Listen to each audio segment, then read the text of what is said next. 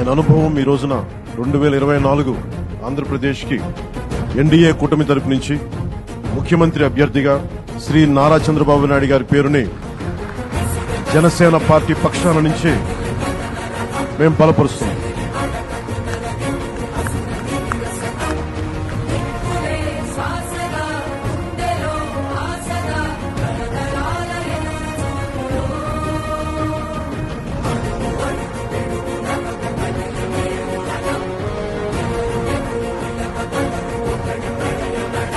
నేను ఆయన పక్కన పెట్టుకుని చెప్పాలి, ఆయన నలిగిపోయారు.